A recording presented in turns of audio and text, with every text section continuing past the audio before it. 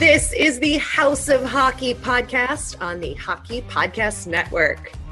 Hockey is more than a game, it's a lifestyle. It's you, the diehard supportive fans, your favorite players who are on the team you cheer for, and the organization who supports them. The companies that make your gear, bags, and beer league sweaters. The hockey moms and hockey dads, and everything else that makes this House of Hockey your home. Come on in. I'm Breezy. And I'm Rae Rae. And this is our house.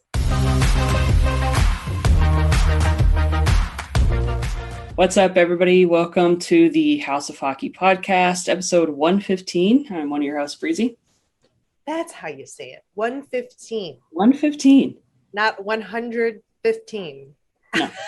115. And I'm your other host, Rae Rae. Welcome to the episode.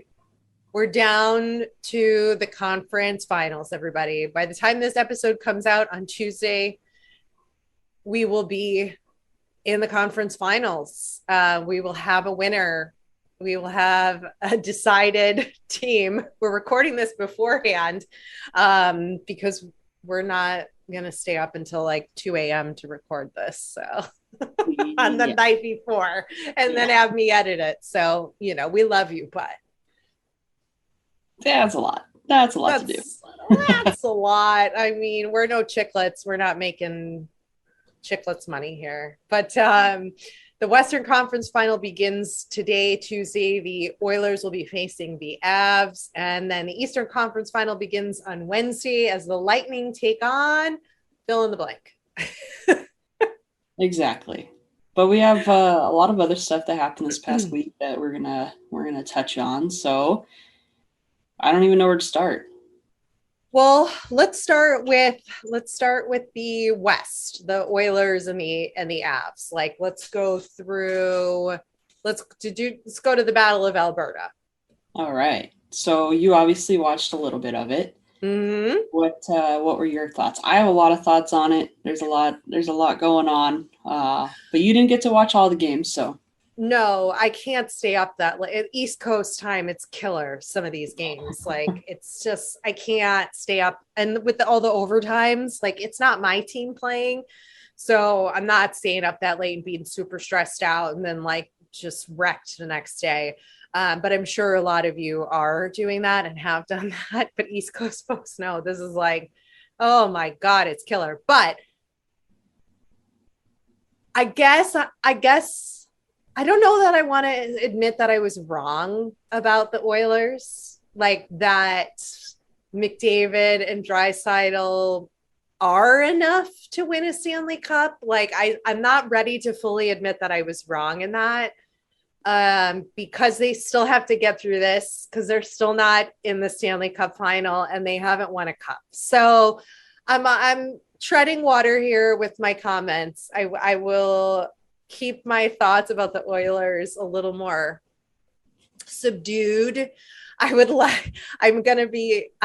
want to see how they're going to do against the Avs because the Avs are like the number one team. And as we know, everybody's like, they're going to win. They have way more depth, I think, than the Oilers. But to talk about the Calgary series, I really just think Calgary just missed it. Like they have it, right? Like they have so much more, I think, all around, but they don't have that experience like the Oilers do, I think, in these situations. But I think Calgary is going to be something to watch in the future.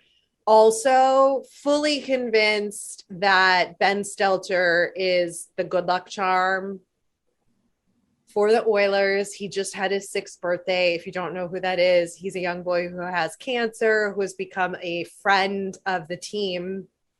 And he's sort of like, is this another Layla Anderson scenario where she became the good luck charm for the Blues and then they won that year? I don't know. Is that crass to say that? Like, I feel like bad saying that. Is it bad to say that?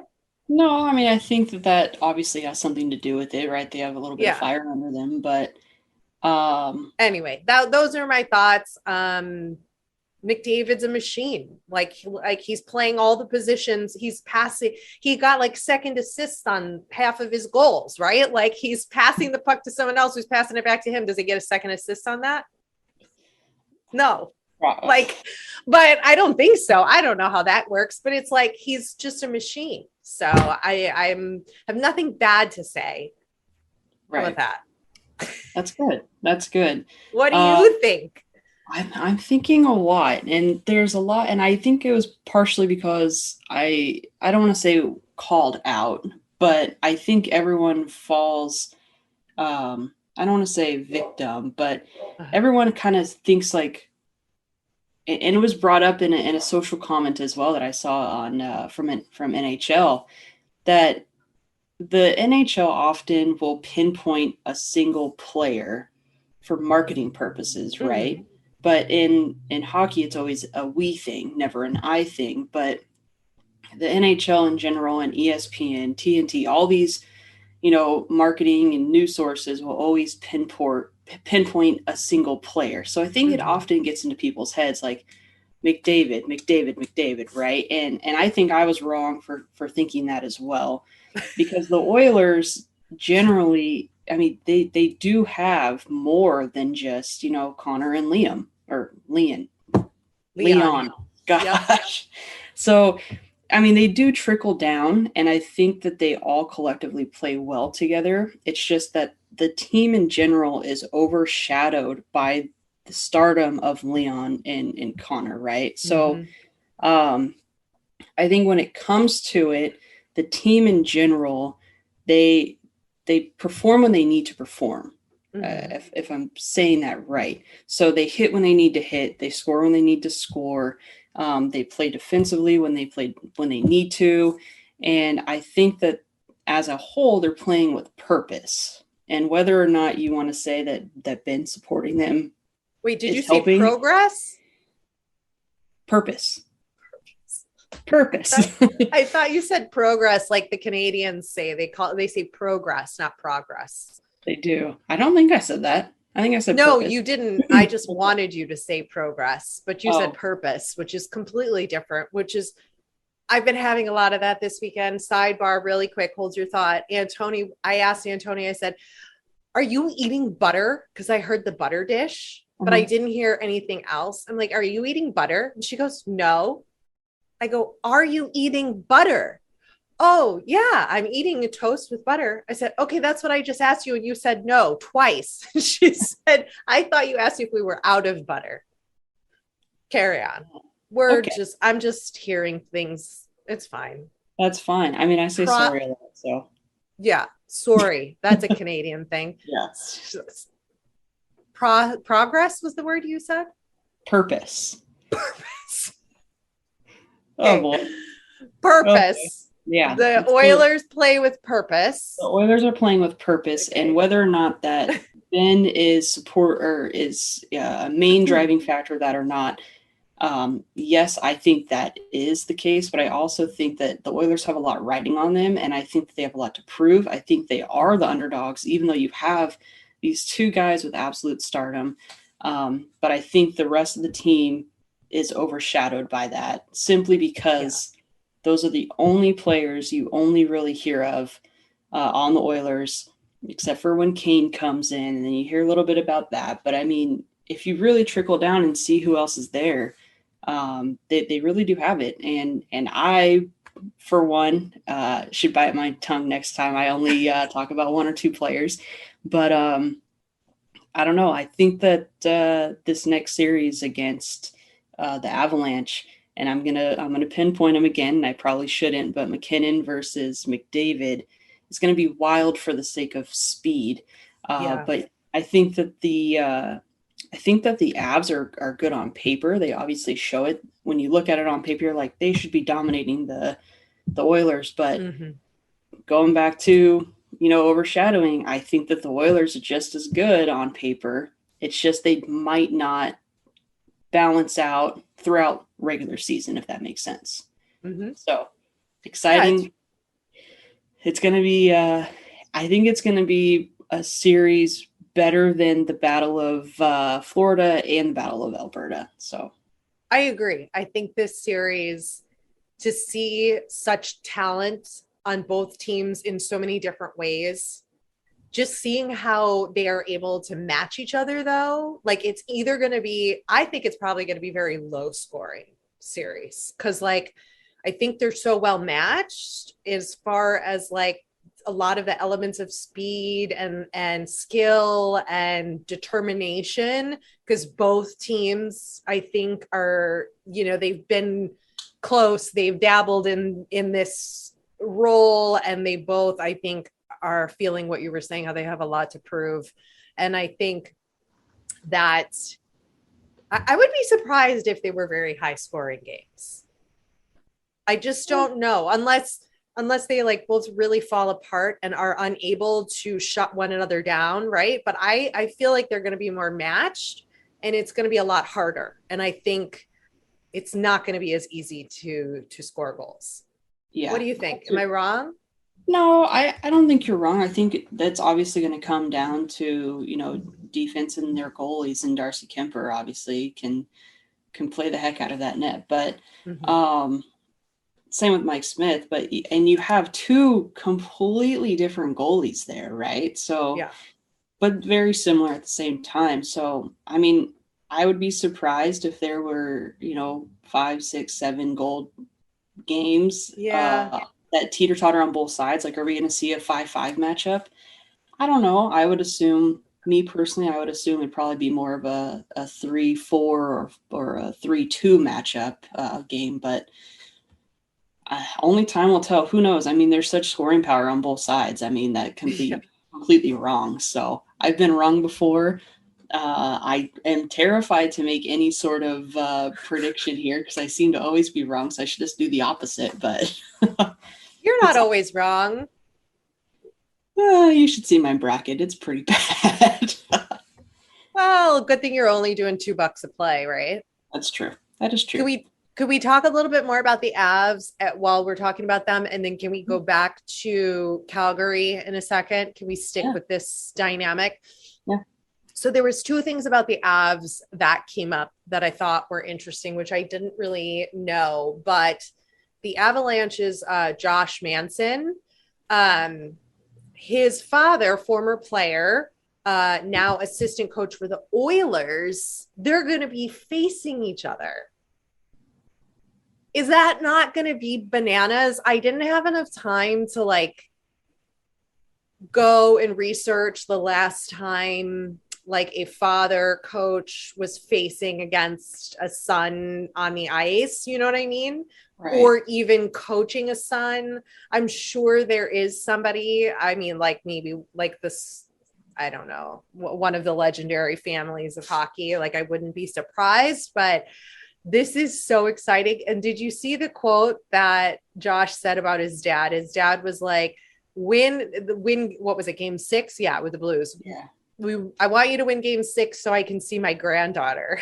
Yeah. Because they haven't seen her, I'm sure, like traveling countries, Canada, COVID, all these kinds of things. It's their first grandchild. So I just think that's going to be interesting. There was a whole article. Obviously, his dad was like, I'm not coaching him. Like, I don't coach him. I don't ever offer, like he has his own coaches. I keep my, stuff out of it. But like, how crazy. Could you imagine if your dad was on the opposing team trying to beat you on the ice? Like, that's just crazy to me. That is crazy. And I think that's just going to add to the intensity of the series, right? So yeah. And then the other thing about the Avs, which is related to me, the Chicago Blackhawks, is Darren Helm. He scored the clinching goal for the Avs in game 6, and Which good for him. Right? Good for him. He did that 13 years earlier to get the series winner for the Red Wings when they eliminated the Chicago Blackhawks. Yeah. I saw that.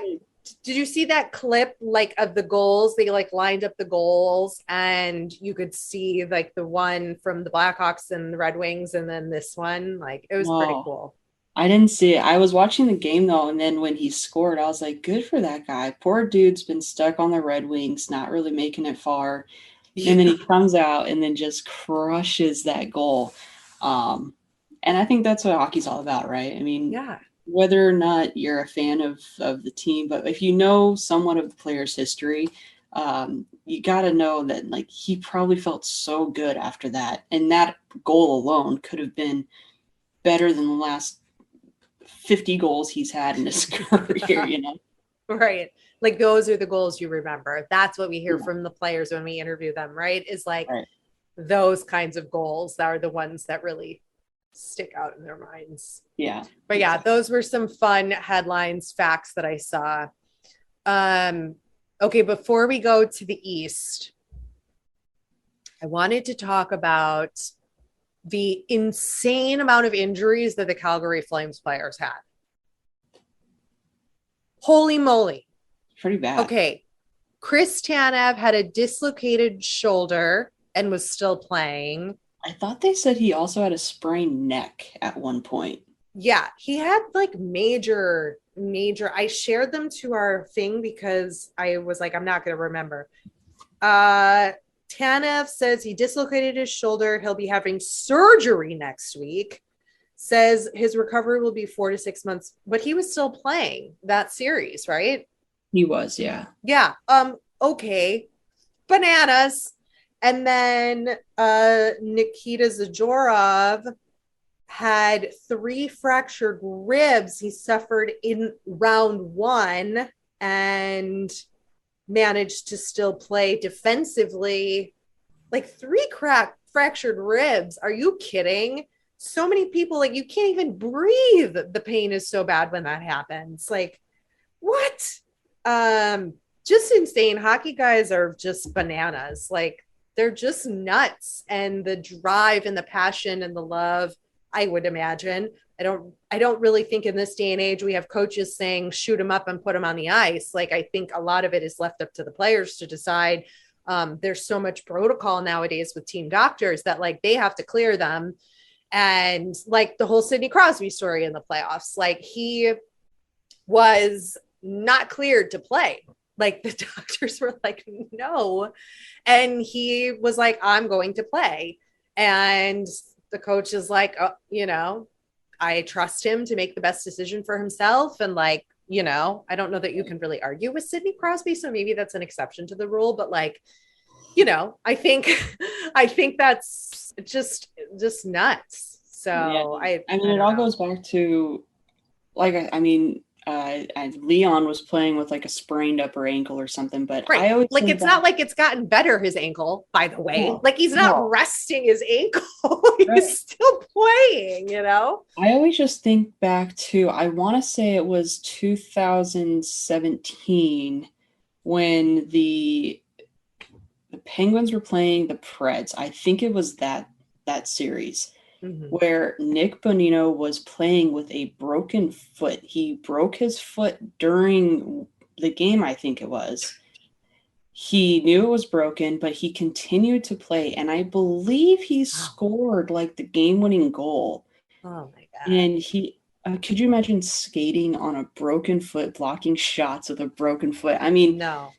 And I'm sure those dates are probably wrong, so forgive me. But I just always go back to that. I'm like, can you believe? I mean, there's people that play with like insane injuries, and you're like, the playoffs. I mean, during a regular season, you obviously can't do that, but right, the playoffs are just such a like a wild time that I think that's what makes it great, right? I mean, obviously, you don't want anybody to be hurt, but knowing these guys are going through so much, and that just makes the sport so much tougher than anything else. And that's why hockey guys are. This is the toughest sport.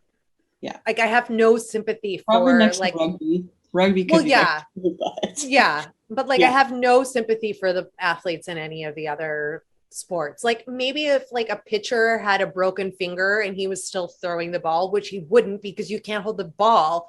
Like it just like it's not possible, right? In a lot of these sports, right? To actually like in that specific of an example. But I'm just like, oh, you guys are wusses. I just can't. Oh, it's gross. I want to see some tough guys like just go out there and like the passion to play through an injury like that. Yeah. That's what gets me about these headlines. Like it's so shocking because they don't disclose this, right? Like they don't disclose it during playoffs, obviously, because they don't want the other team taking advantage of that, right? But you can tell a little bit on the ice when somebody is like if you really watch your team and you really know your players, like you could see when somebody's a little off. But and then Marchie, this is not obviously he does not play for the Flames, but Brad Marchand underwent arthroscopic labral repair on both of his hips after playing in the Stanley Cup playoffs. What? Your hips? Like, are you serious? Like hips in hockey? That's like that's everything, right? That's your power. That's like how you get anywhere, right? Like, I mean, it's like, how did he do that? How on earth did he do that? I have no How idea. do they do it? I don't know. They must have some serious adrenaline to have to get through some pain like that. I mean, I'm dealing with like, I think a sprained pinky toe, much like you have done. Right. And it's like, you feel like you can't walk right. And it's like, Yeah. these guys are playing with, I don't know. I know. I need to toughen up know. here.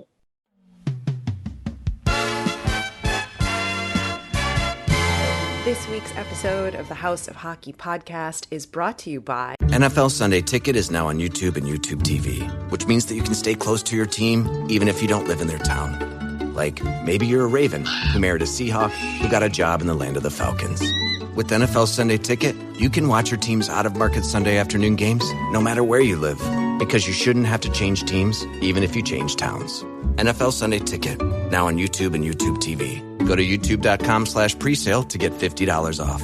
Terms and embargoes apply. Offer ends 9/19. No refund. Subscription auto renews. Hockey fans, the pursuit for the Stanley Cup is on, and DraftKings Sportsbook, an official sports betting partner of the NHL, has an unbelievable offer for the most exciting playoffs in sports. Oh, yeah.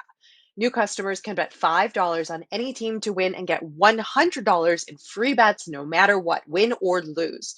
Looking to turn a small bet into a big payday during playoffs? With DraftKings same game parlays, you can do just that. Create your own parlay by combining multiple bets like which team will win, how many goals will be scored, and more. It's your shot at an even bigger payout. DraftKings is safe, secure, and reliable. Best of all, you can deposit and withdraw your cash whenever you want. Download the DraftKings Sportsbook app now. Use promo code THPN. That's THPN for the Hockey Podcast Network. Bet $5 on any NHL team to win and get $100 in free bets no matter what. That's code THPN at DraftKings Sportsbook, an official sports betting partner of the NHL. Minimum age and eligibility restrictions apply. See show notes for details.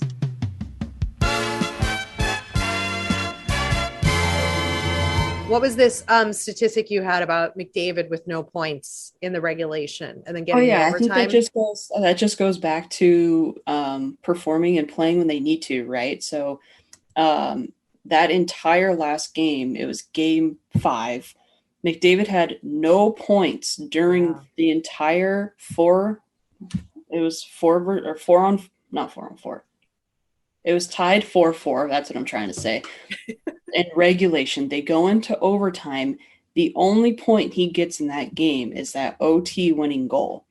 And that was the second assist he gave himself. Yeah, and I'm telling you, that celebration that he had reminded me of all those clips that you see from the olden days of, Gretzky going down doing those, sellies and whatnot. That's going to be the clip that they're always going to show probably of him now, because you could just see how happy he was and relieved he was. And that was probably my favorite part of that entire series was that last celebration that just he had, because I just thought it was, I don't know, just something about it. Yeah. I think we can circle back one round and go back to the Battle of Florida, which ended with the Lightning sweeping. And I already forgot who they played. I've already moved on. Panthers. They play the Thank Panthers. you. I knew that, the Battle of Florida. Hello, Rachel. Jesus. We were chatting about it because we had originally said that we didn't think that it would be a sweep. We didn't. And then it ended up being a sweep. And although we're like, could it be? Probably not, yada, yada, yada. You had mentioned last week that the reason why the Lightning do so well is because they had a beach day. Oh, right. And the Panthers went to the strip club. Did not have a beach day. They had another day started with B's, apparently. Booties, maybe. Booties and boobies. They had a booties and boobies day. Yeah. If that's true. It was a rumor. Yeah. Either way. It just fell apart. They just fell apart. It just seemed Panthers. like weren't playing. And gosh, I don't really have any other comments. I think it's just I expected more out of the Panthers, I think. I think whoever ends up playing the Lightning, they're seriously going to need to come out strong. The Lightning have had a lot of rest time. It's more bonding time that they've had. Yeah. Again, reminder, everyone, we're filming this before the Rangers Canes and the Canes series. God, my brain is just like, I've already just I've forgotten all the first round. I couldn't tell you. I couldn't tell you who they played. Like, I'd really have to think really hard. It's like I go off the short term and I'm moving into the just current. Yeah, no, Are you that way? My brain just doesn't work like that with sports. Like, yeah, I think it's because we do this every week, and so we're so focused on certain things that, like, I forget. I used to be so good with stats, with players on each teams, with crazy like headlines and just kind of like analyzing certain things. And now because we're so focused on like giving like certain information each week and stuff that we have to provide, I've forgotten about everything, and that is so bad. That is bad. I think that's such one of the differences between the way guys look at this. I don't know if it's a guy thing, but I think it's a lot more common. Like, guys can go, like, I went on a friend of the show's podcast. It's called Second City Sports, as a guest talking hockey. And he was like, what's your favorite memory from the 2013 series when the Blackhawks played the Red Wings? And I was like, I don't know. I don't remember what happened that long ago. Like, I couldn't tell you. And like, my brain doesn't work like that. I have no idea. Like, I couldn't tell you who they played in the first. I couldn't tell you anything about it. I couldn't tell you anything about it. I just, like, it's gone. I'd have to go back and like read everything, and then it would like trigger some stuff. But my brain is like not conditioned to commit that kind of content to the long-term memory. Like, I have to really sit and think, like, how long has it taken me for freaking figure out which Kachuk plays on which team? That's just true. Barely getting that right. Like, that is true. It's just like the level of importance on my mind is like, it's not there. Is that you too? How do you do? I don't know. Like, could you tell me your favorite memory from the second round of the Kings in the 2012 Stanley Cup playoffs? Who do they even play? I couldn't tell you. No, I mean, I think it has to be like a monumental time that like sticks with you, right? Like, yeah. I think I remember when the Kings, I think it was that first series, or no, it was the third series in the 2012 where Dustin Penner scored a goal, and that's like what made them move on. But I think it's certain things like that where you're like, and then I go back and I'm like, wait, was it that series? And what? It was Dustin Penner, but like, who was it? Right. But no, like, I mean, my brain just like doesn't work that way. It doesn't mean that you suck at hockey or you don't know anything about it or you don't know anything about baseball if you're watching this. It's just the fact of like, I guess, I mean, it just depends on what you got going on in your regular life. I guarantee you, though, if you were to put anybody in a situation like what we do, like each week, and you cover like everything from top to bottom, and you're focused on trying to provide as much information, and then we bring on a guest and we like are telling them like, this is what we're going to talk about. But then you throw like a hard-hitting question like, oh yeah, who's on the third line and like the fourth, I don't know. It's like, couldn't tell you. People would know. No. And so when we got off the air, I was like, hey, next time you're gonna have to like give me a heads up so I can like dig back and like try to remember something like that, because this is not how my mind works. Boo. No. But it was And still then you fun. feel dumb, and then you're like, I should know that because it's my team, but like, that's a long time ago. Yeah. And I think, you know, I was explaining to him that like 2010 was when I really, and I've said it here, if you go back and listen to episode 1 of the podcast, like 2010 was really when I really started following hockey, the Blackhawks. Like anything before that, I didn't follow it. I didn't watch it. I didn't fall in love with it until then. So it's, my knowledge too is like a little bit, I'm missing a big chunk of hockey timeline, right?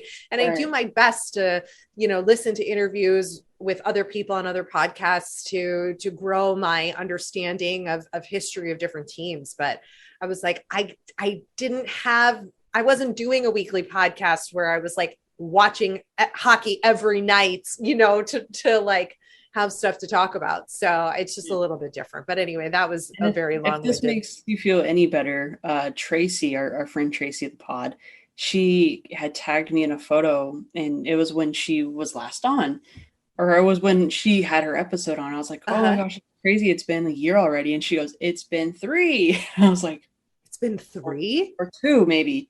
I don't know. It's been 2 years. It's been 2 years.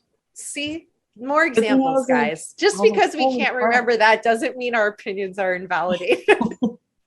Right? Timelines are crazy. I don't know.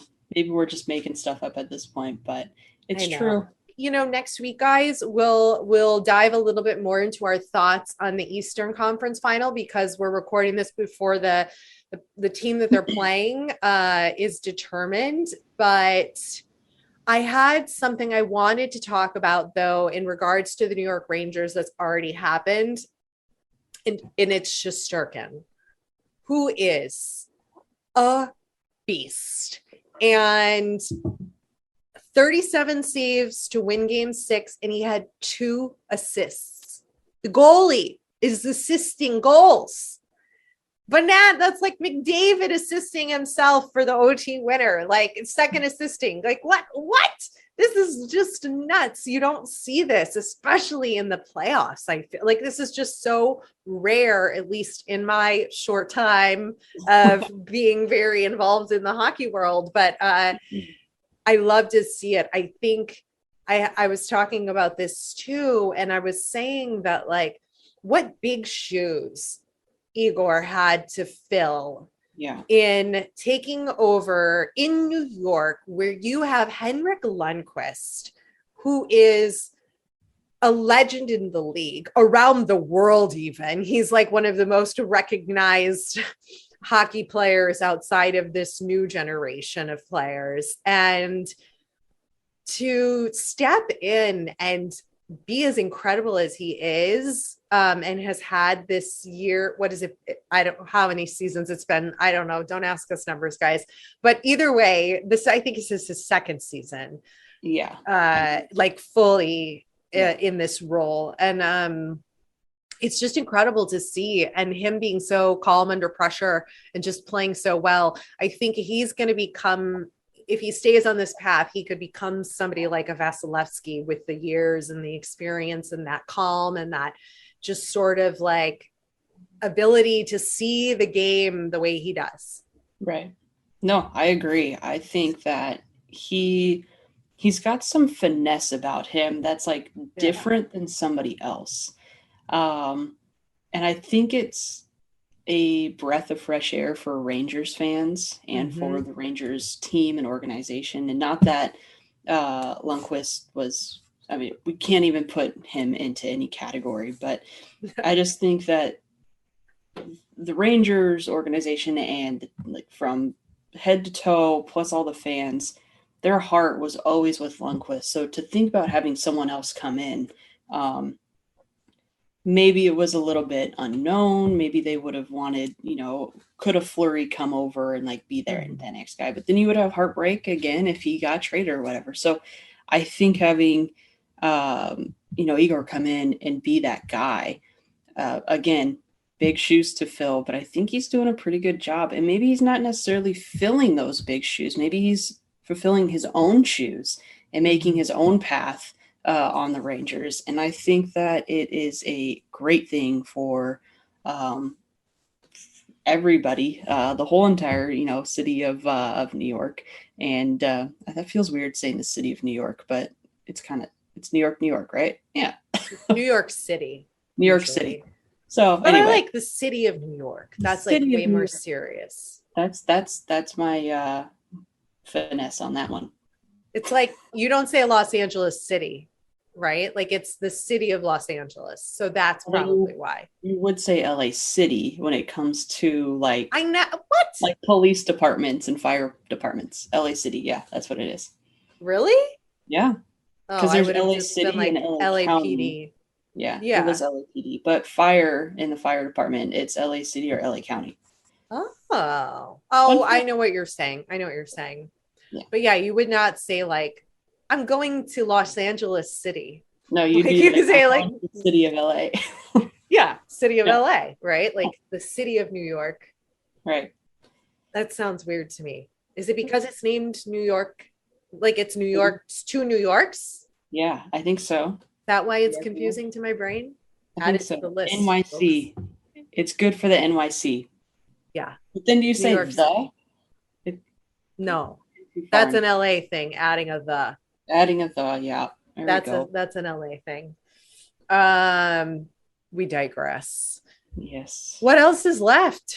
Anything today? Today, Sunday, Jason Spezza announced his retirement after 19 seasons.